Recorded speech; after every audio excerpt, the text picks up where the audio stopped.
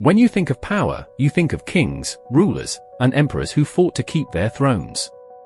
But what if I told you that the man who could have become America's king chose to walk away from power?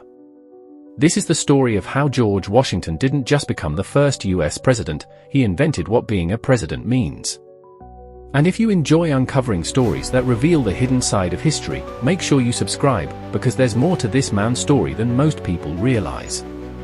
In 1783, America had just defeated the mighty British Empire. The war was over, but victory brought new problems.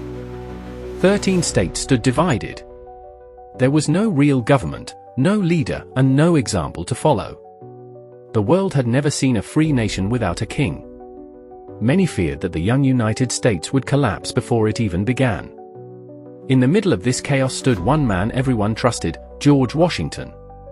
He had led the Continental Army to victory, but after the war, he didn't crave more power.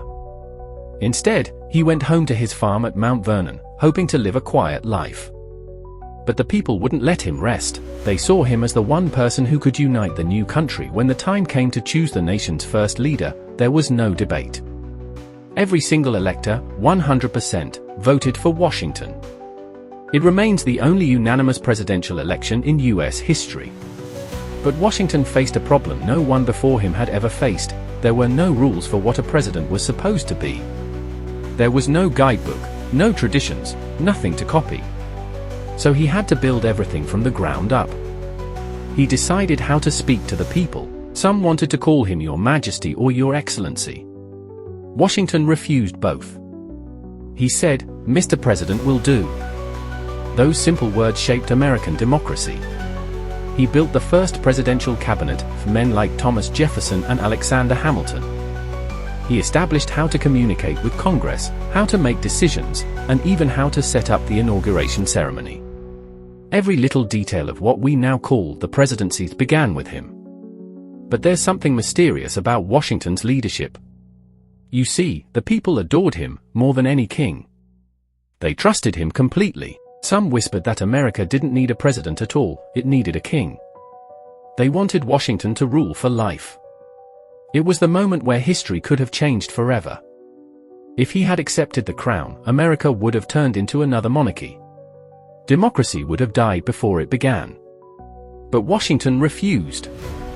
He shocked the world by giving up power, saying, "Having now finished the work assigned me, I retire from the great theater of action." The man who could have been king walked away.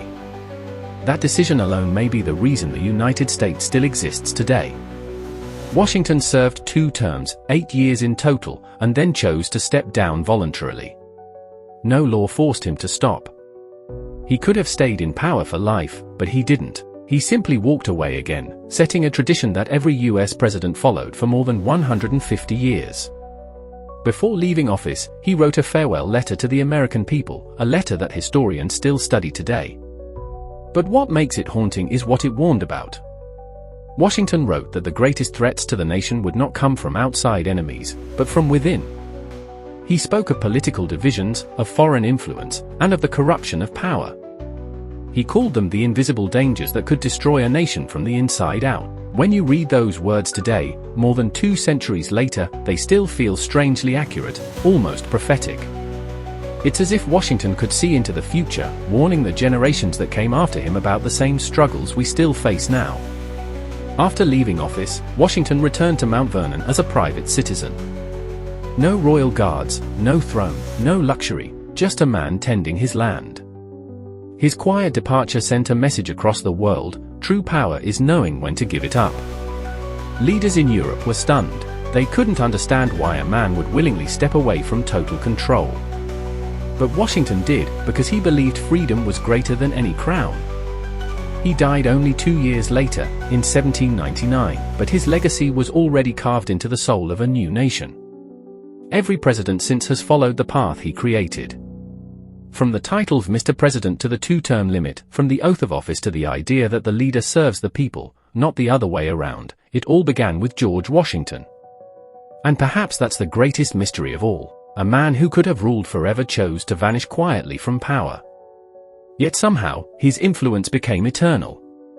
If you believe history hides lessons that still matter today, don't forget to subscribe to Whispers of History. Every week, we bring you the forgotten truths and hidden moments